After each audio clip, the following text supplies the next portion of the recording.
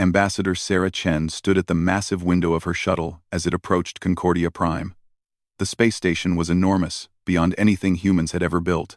It stretched across the void like a metal ring big enough to hold Earth's moon. Thousands of alien ships moved around it like tiny insects. "First contact with an entire galactic government," whispered Dr. Martinez, her science advisor. "This will change everything for humanity." Sarah nodded, but felt worried. The messages from the Galactic Council had been formal and cold. They wanted to meet humanity and decide if humans could join their group of civilized species. After 5 years of preparation, Earth had sent their best team. The shuttle docked at a port designed for much larger ships. Sarah and her team of 12 humans walked through halls that seemed built for giants. Strange symbols covered the walls, and the air smelled like flowers mixed with metal. Their escort was a tall, thin creature with blue skin and 4 arms. It spoke through a device that translated its words into English. "I am Guide Nethka. You will present yourselves to the Council in 1 hour. Do not speak unless asked questions." The waiting room held other alien species Sarah had never seen before. A group of rock-like beings sat perfectly still in one corner. Creatures that looked like walking plants whispered to each other in musical tones. None of them looked at the humans.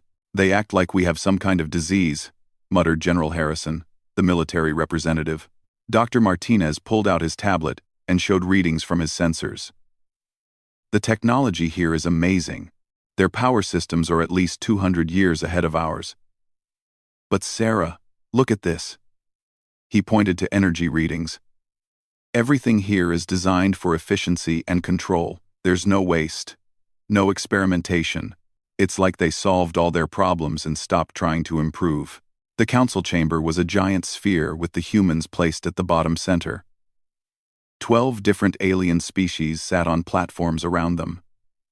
Above it all, a being of pure light floated in the air. Its voice came from everywhere at once. "I am Counselor Zephyrian, speaker for this gathering. You are the species called humans from the planet Earth.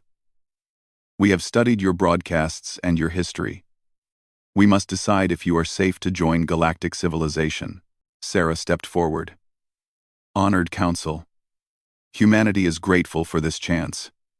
We bring new ideas, art, music, and science to share with the galaxy. We have learned to live in peace on our world and wish to extend that peace to the stars." "Peace?" The voice of Zephyrian echoed with what sounded like disbelief. "Your species has fought over 3,000 wars in the last 2,000 years. You compete instead of cooperate. You value individual achievement over group harmony.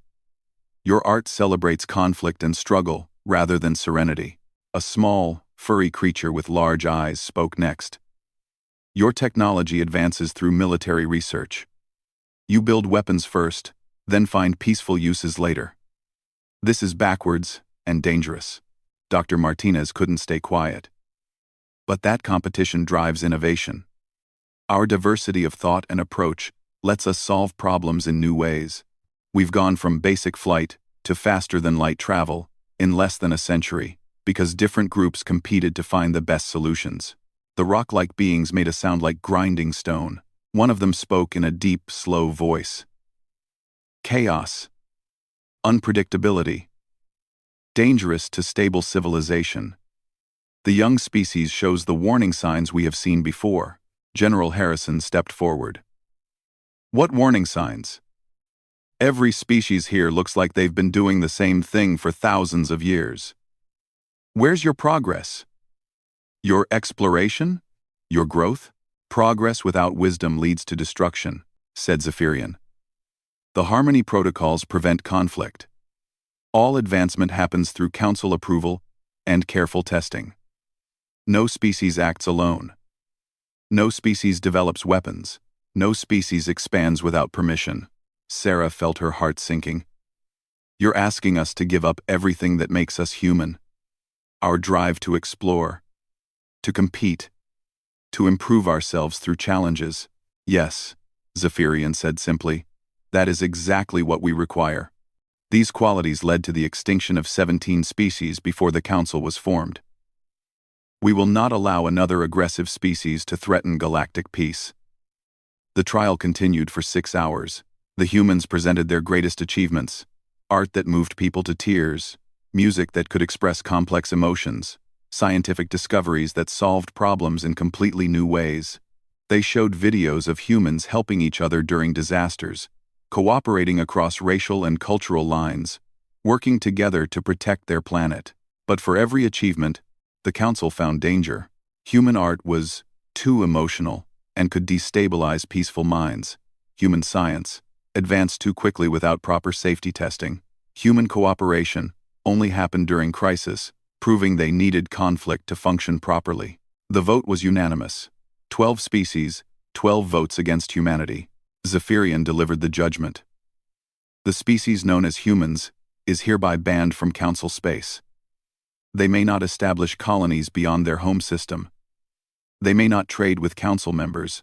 They may not access Council knowledge or technology. This ban will continue until they prove they have evolved beyond their dangerous nature. How can we prove we've changed if you won't let us try? Sarah asked. That is not our concern, replied the furry creature with large eyes. Dangerous species must be contained until they learn proper civilization or destroy themselves. History shows these are the only two outcomes for species like yours. As the humans were escorted back to their shuttle, Sarah looked around at the amazing technology surrounding them. Faster-than-light communications, artificial gravity, energy sources that seemed infinite. All of it was now forbidden to humanity. Guide Nethka followed them to their ship. For the first time, it seemed almost sad. Your people are not evil, it said quietly. But you are. Too much. Too loud. Too fast. Too different. The Council has kept peace for 10,000 years by making sure every species follows the same path. You would break that peace just by being yourselves. As their shuttle pulled away from Concordia Prime, Sarah watched the massive station shrink in the distance.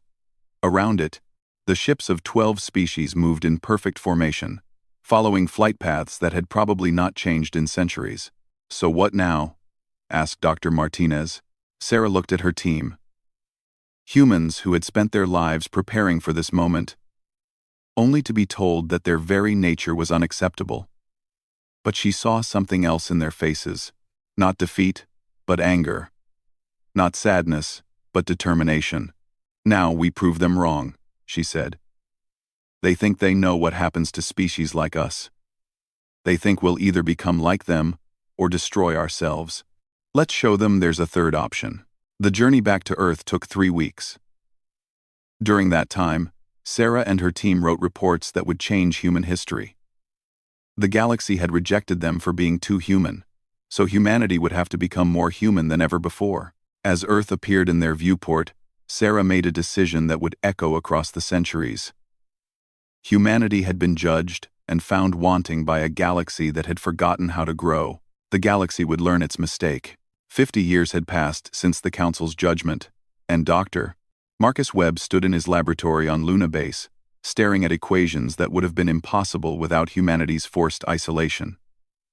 The early years after the exile had been dark times: food riots on Earth, colonies on Mars and the Moon fighting over resources, and angry voices blaming Ambassador Chen and her team for humanity's rejection. But humans adapted. They always did. Dr. Webb, the test results are in, called Dr. Yuki Tanaka, his research partner. She floated over from the other side of the zero-gravity lab, her face showing the excitement that came with breakthrough discoveries. The quantum computer core is working. It's actually working. Webb grabbed the data tablet with shaking hands. For 30 years, he had worked on Project Prometheus, humanity's answer to being cut off from alien technology. While the Galactic Council shared knowledge freely among their member species, humans had to rediscover everything from scratch. But that isolation had forced them to think differently. The processing speed is incredible, Webb whispered, reading the numbers. It's not just faster than our old computers. It's thinking like a human brain, making intuitive leaps instead of following alien logic patterns. The quantum computer was humanity's first major breakthrough. Instead of copying alien designs they had seen during their brief contact with the Council, human scientists had built something completely new. The computer used quantum states that mimicked human creativity and intuition, rather than the cold logic that alien computers seemed to prefer. Across the solar system, other breakthroughs were happening. On Europa, biologists were creating organisms that could survive in space without protection, eating radiation, and breathing vacuum. On the asteroid mining stations, engineers were developing new metals that were lighter and stronger than anything the Council species used. But the most important work was happening in secret. Captain Elena Vasquez checked her ship's stealth systems one more time before leaving the outer edges of the solar system. Her vessel, the Times Silent Runner *, was humanity's first attempt at true stealth technology. Using lessons learned from studying how Earth's animals avoided detection, her ship could become nearly invisible to most sensors. "All systems green, Captain," reported Lieutenant Jones from the navigation station. "Estimated time to target system, 6 days." Elena nodded. This was their 15th mission beyond the solar system, and each one taught them more about what lay beyond Council space. What they found had surprised everyone on Earth. The galaxy was much bigger than the Council had admitted. Their first discovery had been the Kresh, a species of peaceful traders who lived just outside Council territory. The Kresh looked like giant spiders, but were gentle and curious. When Elena's team made contact, the Kresh had been amazed to meet another species. "Council species never come here," the Kresh leader had explained through their translation device. "They say this region is empty and worthless. But many species live here. We trade with them, learn from them. Council does not want to know about us." That revelation had changed everything. The Galactic Council didn't control the whole galaxy, just a small part of it. Beyond their borders lived dozens of species that had either been rejected like humanity or had never been contacted at all, and many of them were in trouble. Elena's current mission was to help the Veltar, a species of winged beings whose homeworld was being attacked by pirates. The Council considered piracy an acceptable form of population control and refused to help species outside their territory. But humans had different ideas about acceptable. "Captain, we're picking up distress signals," reported the communications officer. "Multiple ships, heavy damage. The pirates are still attacking." Elena smiled grimly. The Times Silent Runner Times wasn't a warship by Council standards. It was small, fast, and carried weapons that most galactic species would consider primitive. But it had advantages that Council ships didn't have. It was unpredictable. The pirate ships were massive, slow vessels that relied on overwhelming firepower. They expected their enemies to fight in the traditional galactic way: formal battle lines, predictable movements, and surrender when outgunned. They weren't ready for human tactics. Elena's ship appeared behind the largest pirate vessel without warning.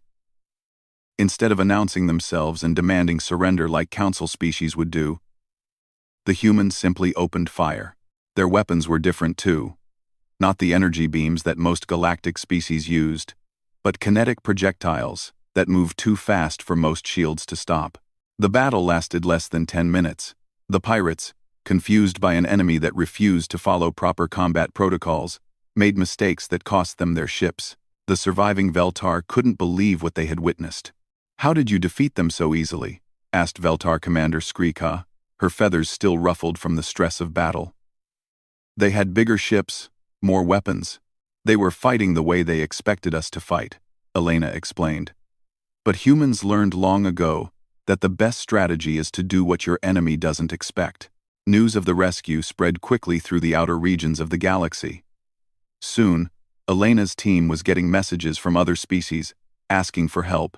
Pirates were attacking trade routes, slavers were capturing entire colonies, and criminal cartels were taking control of whole systems. The Council did nothing. They said it wasn't their responsibility to police regions outside their territory, but humanity was making it their responsibility. Back on Earth, President Morrison read the reports from Elena's missions with growing excitement and concern. Excitement because humans were proving they could be a force for good in the galaxy. Concern because they were making enemies of powerful criminal organizations. "We need more ships," advised Admiral Torres during the monthly security briefing. "Captain Vasquez can't protect every species in the outer galaxy by herself. We also need colonies," added Dr. Chen, daughter of the original ambassador who had been rejected by the council. These species want to trade with us, learn from us, maybe even join us, but we can't help them if we're stuck in one solar system. President Morrison studied the star maps showing human contact with 16 different species, all of whom lived outside council space. Some were primitive, just beginning to develop spaceflight. Others were advanced but isolated, cut off from galactic civilization because they didn't meet council standards for membership. All of them were interested in what humanity offered: protection, trade, and most importantly, the freedom to develop their own way instead of following council rules. Begin Project Exodus, Morrison decided. Start building colony ships, but keep it quiet. We'll establish bases in systems where we've made friends. If the council wants us to stay in our solar system, we'll let them think that's what we're doing. The first colony ship launched in secret 6 months later. It carried 10,000 volunteers to a system where the friendly Kresh had offered to share a planet. More ships followed, carrying families, scientists, engineers, and everything needed to build new worlds. But these weren't just human colonies. They were mixed settlements where humans worked alongside alien species as equals, sharing knowledge and learning from each other. The children growing up on these worlds spoke multiple languages and understood different ways of thinking. They were becoming something the galaxy had never seen before. Dr. Webb received regular reports from the colonies, and each one brought news of new discoveries. Humans working with Kresh engineers had developed better space engines. Veltar scientists had taught humans how to predict weather patterns on alien worlds. A species called the Morvac had shown human doctors healing techniques that could regrow lost limbs. We're not just surviving our exile, Webb told Dr. Tanaka as they watched the latest test of their quantum computer. We're thriving because of it. The council forced us to innovate, to find new solutions instead of copying their old ones. But the biggest change was happening to humanity itself. Cut off from a galaxy that told them they were too competitive, too chaotic, too different. Humans were learning to see those qualities as strengths instead of flaws. On New Geneva, humanity's first major colony outside the solar system, children played games that would have horrified the council. Human kids competed with young Kresh to see who could solve puzzles faster, while Veltar children taught everyone how to fly through obstacle courses. Competition and cooperation happening at the same time. Chaos and order existing together. Different species finding new ways to work together without losing what made them unique. It was everything the council said was impossible. As the 50th anniversary of humanity's exile approached, Sarah Chen, now an old woman, stood in the observation deck of New Geneva's orbital station.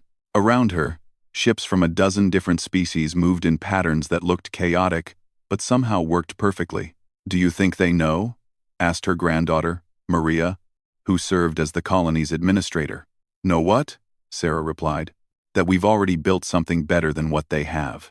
Sarah smiled, watching a human cargo ship dock next to a Kresh trading vessel, while Veltar security patrols made sure everything stayed peaceful. It wasn't the perfect order of council space, but it was alive, growing, changing. "Not yet," she said. "But they will." 100 years after the council's judgment, General Zhang Wei stood on the bridge of the Times Terra Nova Asterisk, watching his fleet practice maneuvers that would have been impossible for any council military force to perform. 47 ships moved through space like a school of fish, each vessel making split-second decisions that somehow created perfect coordination. "Pattern 7 complete, sir," reported Commander Rodriguez. All ships maintained formation, while individual captains made independent tactical choices. Zhang nodded with satisfaction. This was the heart of humanity's military revolution. Controlled chaos. Instead of rigid formations where every ship followed central commands, human fleets operated like living organisms. Each captain had the authority to make instant decisions based on local conditions, trusting that their fellow humans would adapt and support those choices. The Council military doctrine required permission from higher command for any action beyond basic movement. Human doctrine required every captain to think and act like a commander. "Sir, we have incoming ships," announced the sensor operator. "Configuration unknown, approaching from the edge of the system." Zhang studied the displays. The ships were large, slow, and moving in the precise geometric patterns that marked Council military vessels. But what were Council ships doing in human space? "Open communications," he ordered. "Let's see what our old friends want."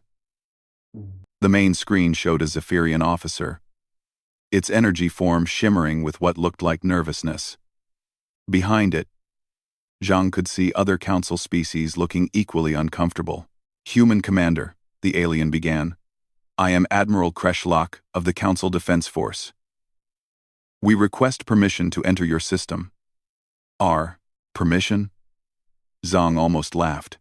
"You banned us from the galaxy, and now you're asking permission to enter our territory? What's changed?" The Zephyrian's form flickered. "We require assistance. Pirates have attacked several of our outer colonies. Our forces cannot locate them or predict their movements. We have heard that your species has experience with such problems." Zhang leaned back in his command chair, thinking about how much the galaxy had changed. The human stellar commonwealth now controlled over 40 systems.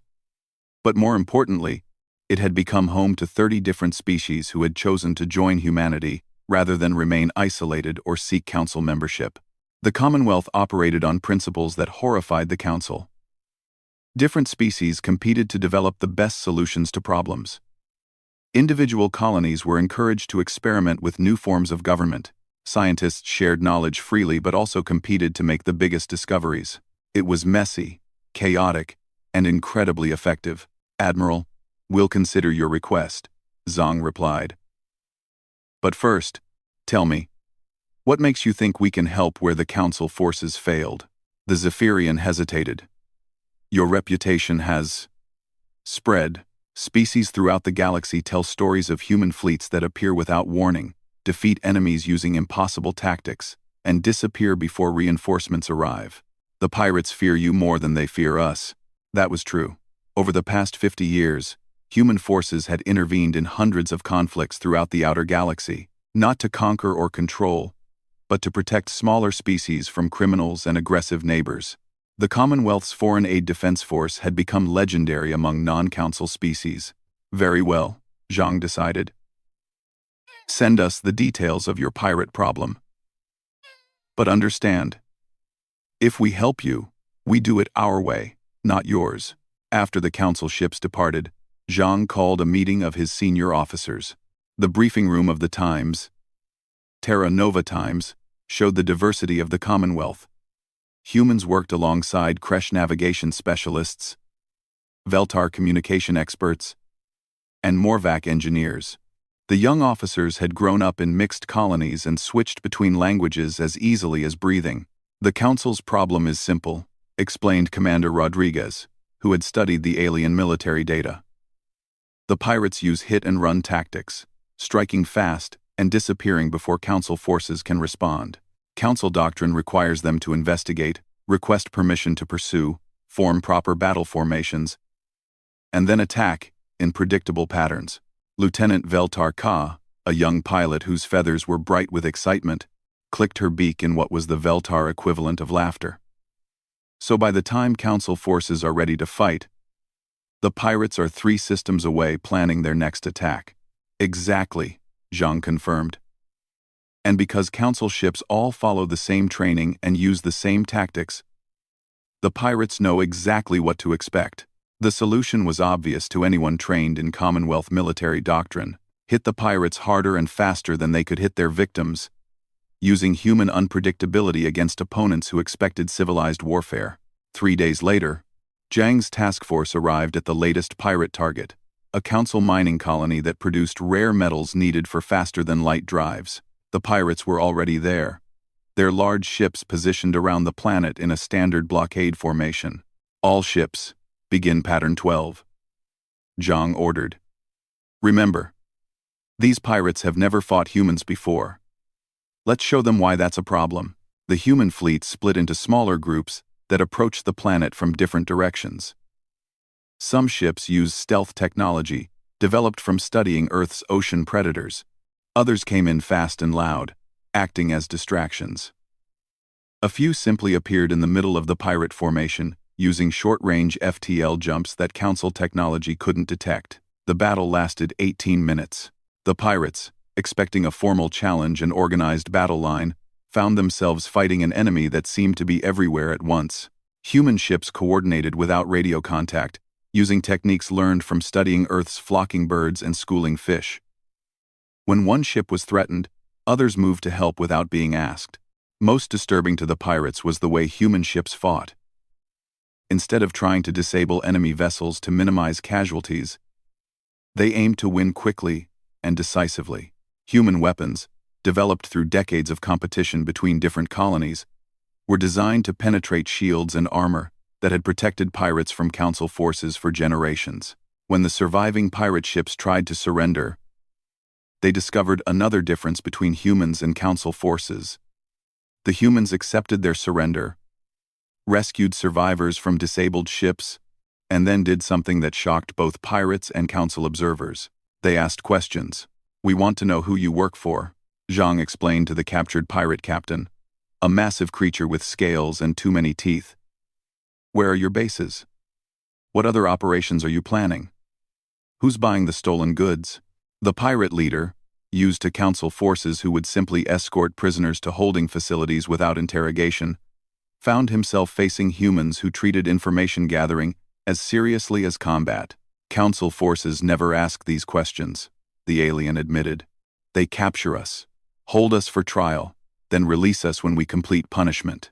"That's because Council forces don't understand how crime works," replied Zhang. "You're not individuals acting alone. You're part of an organization. We want the organization. We want. We want. We want. We want." Over the following months, human forces used the captured intelligence to strike at pirate bases, supply lines, and support networks throughout Council space. Each raid provided more information, leading to more targets. The Commonwealth approach to law enforcement was as different from Council methods as their military tactics. Council forces responded to crimes after they happened and punished individuals who were caught.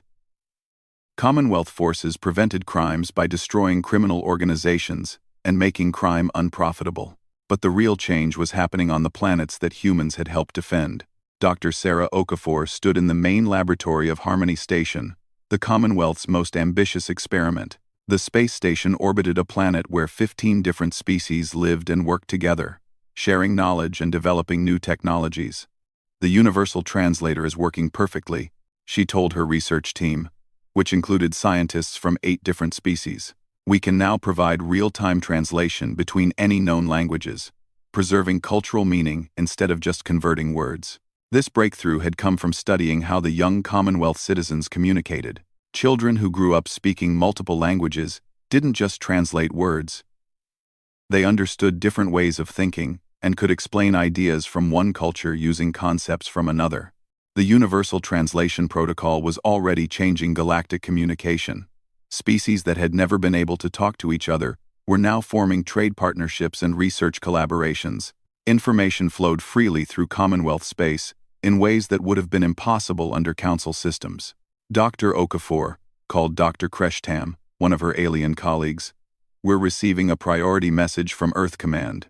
The message was from Admiral Torres, now head of Commonwealth Defense Forces. "All station commanders, prepare for possible Council contact. Our intelligence sources report unusual activity in Council space. Multiple member species are requesting information about Commonwealth membership procedures." Dr. Okafor wasn't surprised. The Commonwealth had grown too large and successful to hide anymore. Their technology was superior to Council systems, their military was undefeated against criminal forces, and most importantly, species throughout the galaxy were hearing about a civilization where different cultures could work together without giving up their unique qualities. The Council had built their civilization on the idea that peace required conformity. Everyone had to follow the same rules, use the same technology, and think the same way. Differences were seen as sources of conflict that had to be eliminated. But the Commonwealth proved that diversity could create strength instead of weakness. Different species brought different perspectives to problems, leading to solutions that no single species could have developed alone. 6 months later, the inevitable happened. A Council exploration fleet, while investigating reports of illegal human expansion, discovered the Commonwealth colony of New Prosperity. The planet housed 2 million beings from 12 different species, all living and working together in cities that combined architectural styles from across the galaxy. The Council fleet, expecting to find a primitive human outpost, instead encountered orbital defenses that politely but firmly escorted them away from the planet. The Commonwealth ships were smaller than the Council vessels but moved with the fluid coordination that had become the human signature. More importantly, the Council captain found himself talking to a human admiral who spoke perfect Zephyrian and showed complete familiarity with Council protocols and regulations. "Admiral, you are in violation of the isolation decree," the Council captain protested. "Humans are forbidden from establishing colonies beyond their home system." Admiral Chen, granddaughter of the original ambassador, smiled politely. "Captain, please check your star charts. This system was never claimed by any Council species and lies outside Council territorial boundaries. We are in violation of nothing except your expectations." That night, the Council captain sent a report that would cause panic on Concordia Prime. The humans had not only survived their exile but had built something that was beginning to look superior to Council civilization itself. For the first time in 10,000 years, the Galactic Council faced the possibility that they had made a mistake that could threaten their entire way of life. The galaxy was about to learn what humans had discovered long ago. Competition makes everyone stronger, even when you're not trying to compete. President Maria Santos stood before the massive viewport of Unity Station, watching ships from 70 different species move through the space around New Geneva, the Commonwealth's capital system. 200 years had passed since humanity's exile, and the galaxy had changed in ways that would have seemed impossible to her great-great-grandmother. The first ambassador to face Council rejection, Madam President, called her aide, Commander Yuki Tanaka VII, descendant of the scientist who had helped develop humanity's first independent technologies. "The Council delegation has arrived. They're requesting immediate audience." Maria nodded, but didn't turn away from the view. Outside, a massive construction project was nearing completion. A space elevator that would connect New Geneva's surface to an orbital shipyard large enough to build vessels the size of small moons. The elevator used materials that didn't exist in Council space, designed by engineers from 15 species working together. "How many ships did they bring?" Maria asked. 12 vessels, representing all Council member species," Tanaka replied. "But Maria, they came without weapons. This isn't a military mission."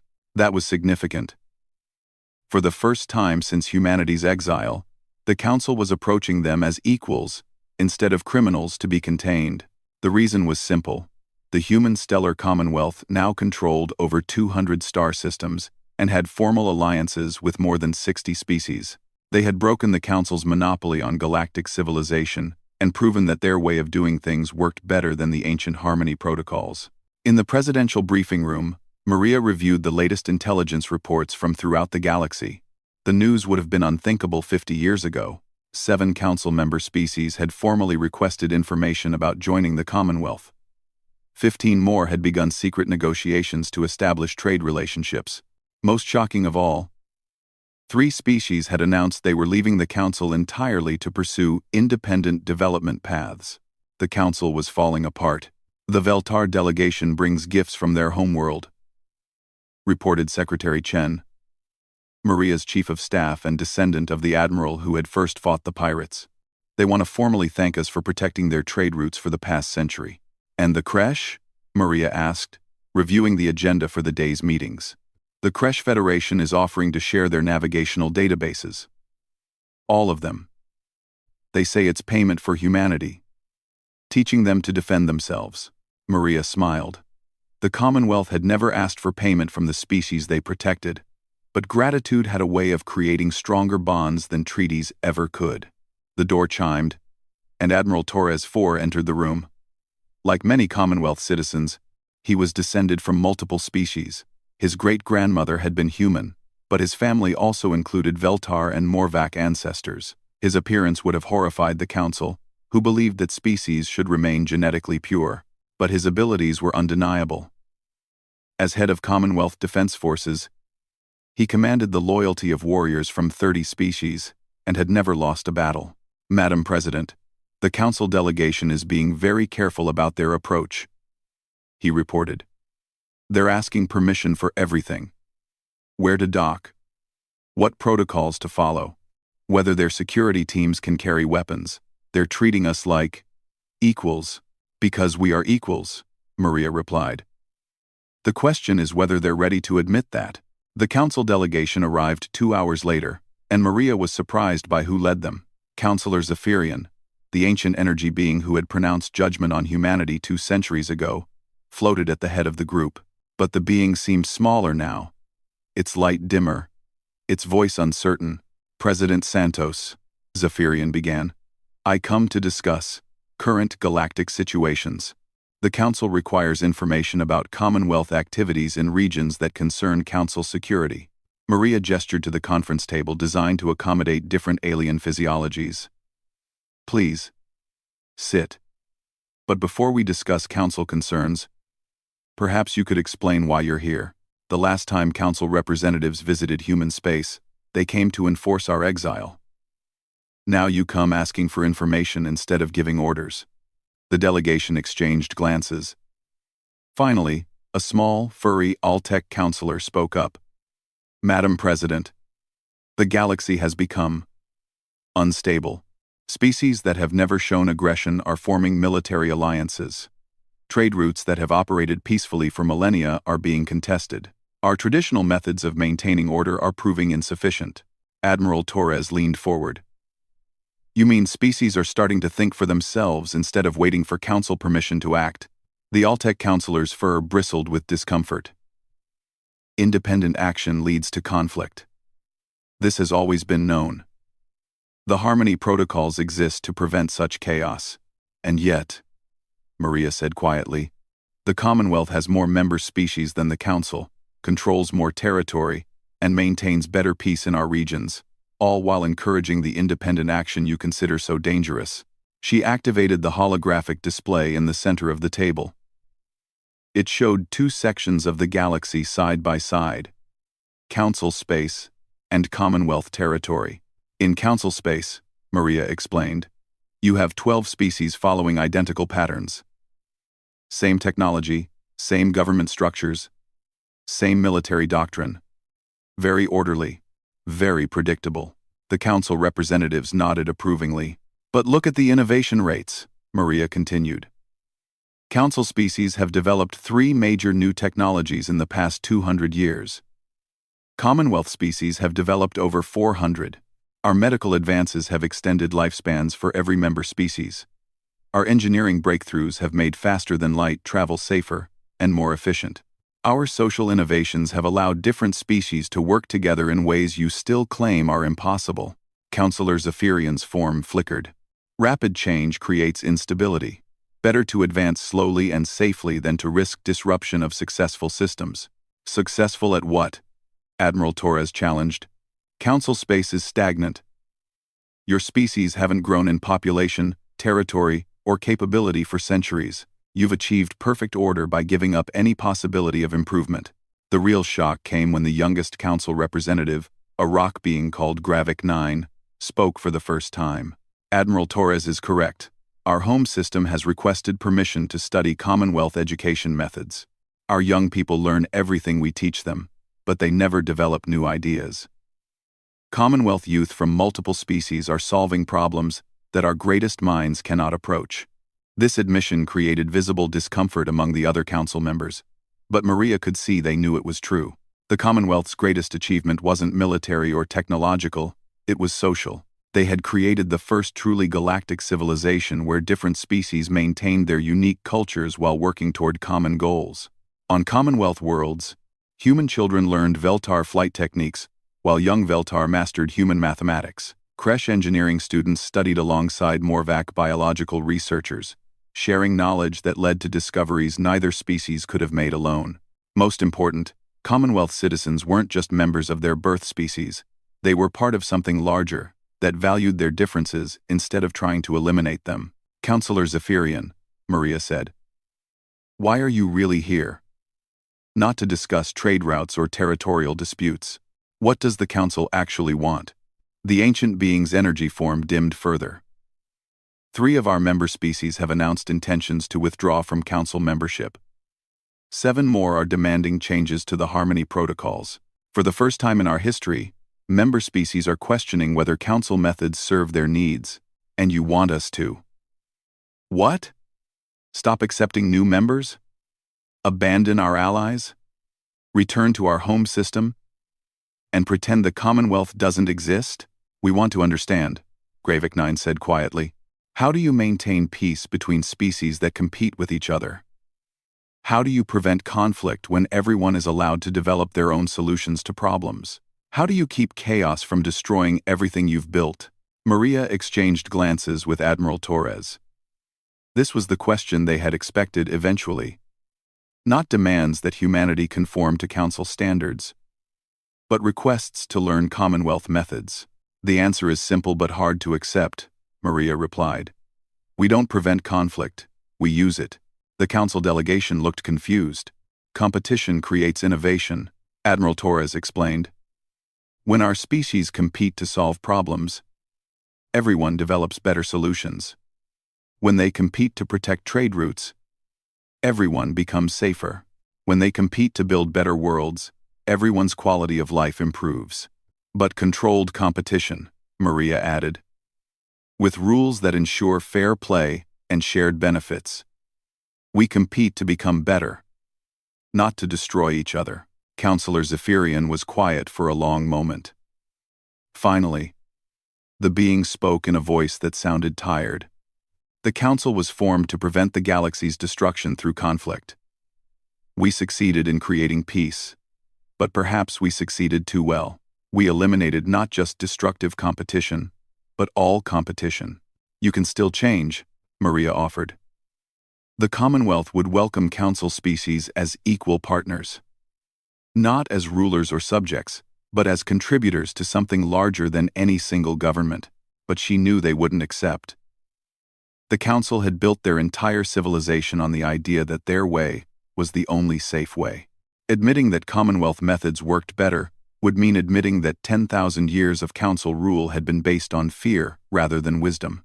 The meeting continued for hours, but the outcome was inevitable. The Council delegation departed with promises to consider Commonwealth proposals and study new approaches to galactic governance. Everyone knew these were polite ways of saying no. As the Council ships departed, Admiral Torres joined Maria at the viewport. They'll be back, he predicted. Not to negotiate, but to demand we stop growing. When enough Council species join us or leave them, they'll see us as a threat that needs to be eliminated. Probably, Maria agreed. But it won't matter. The galaxy has seen what's possible when species work together instead of just coexisting. That idea is more powerful than any weapon they could build. Outside, the space elevator continued its climb toward orbit, carrying materials that would build ships for species the Council had never heard of. In the distance, Commonwealth exploration vessels prepared to depart for unexplored regions where new civilizations waited to be contacted. The galaxy was growing larger every day, but the Council was getting smaller. They had achieved perfect order in their small corner of space, but they had forgotten that perfection was the enemy of progress. Soon, they would have to choose between maintaining their ancient control or joining the future that humanity had shown was possible. The Commonwealth would be ready either way. The emergency alert reached every Commonwealth world at the same time.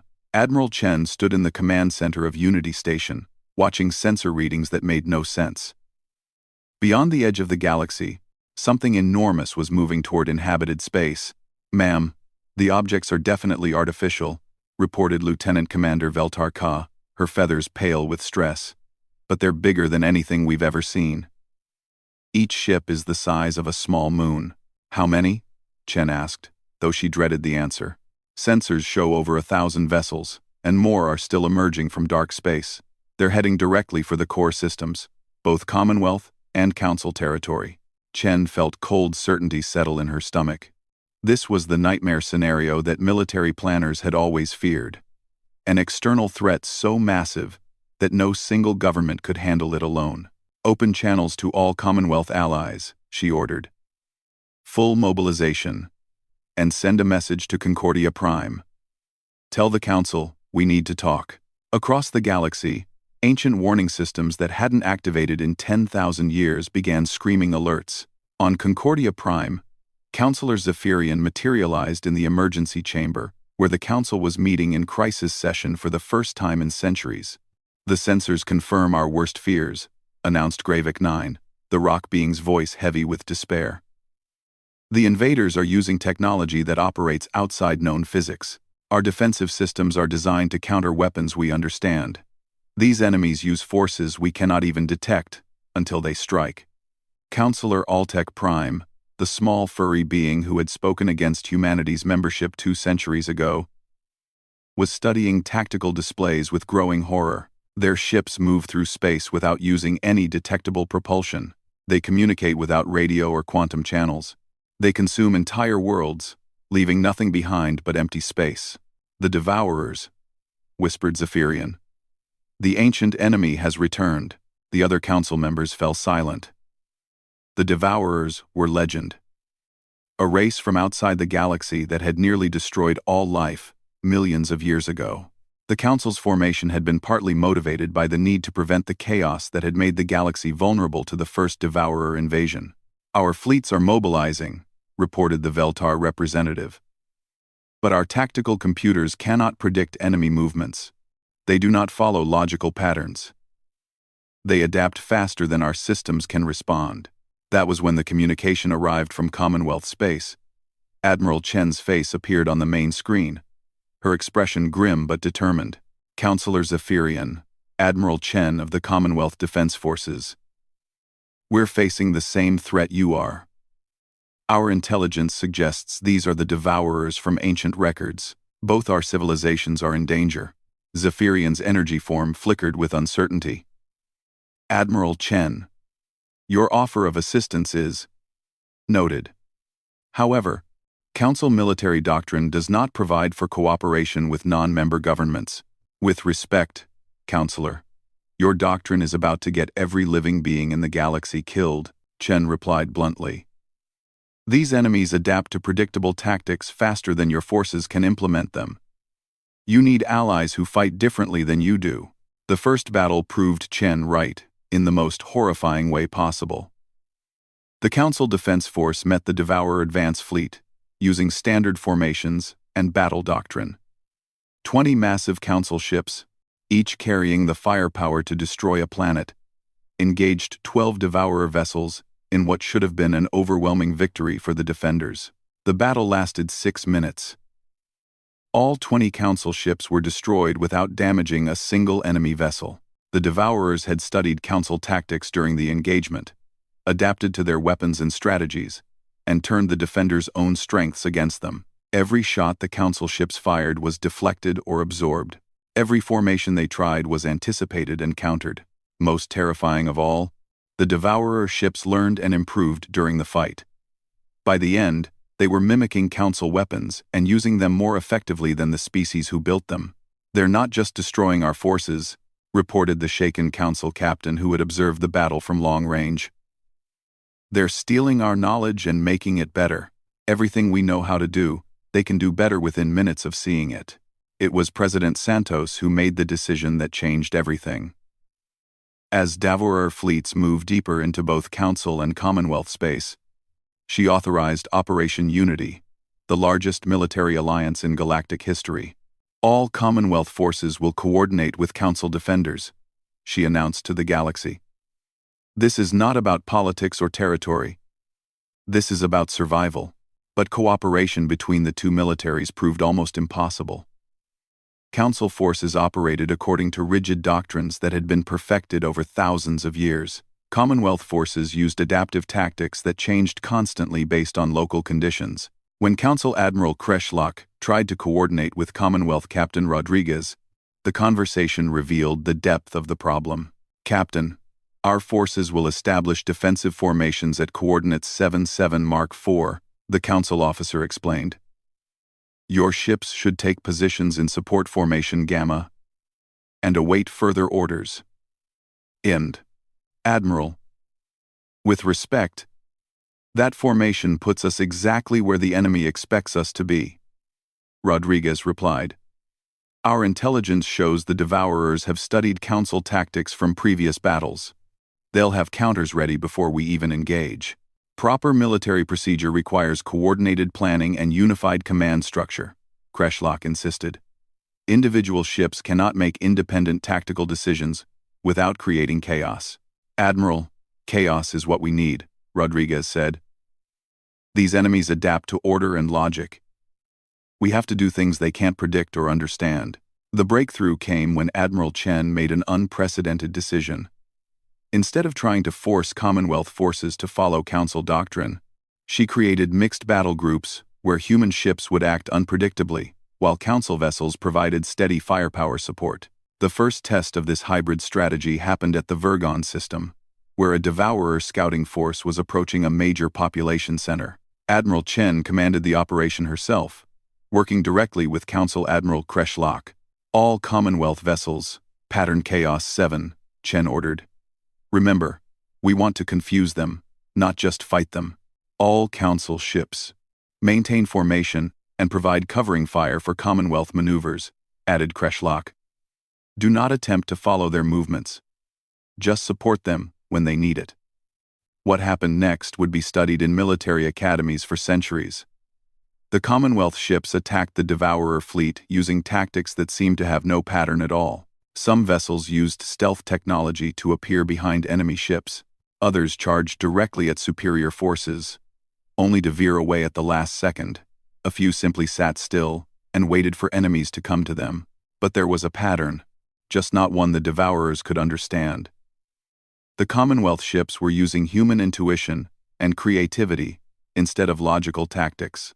Each captain made decisions based on instinct, experience, and split-second judgment, rather than predetermined battle plans.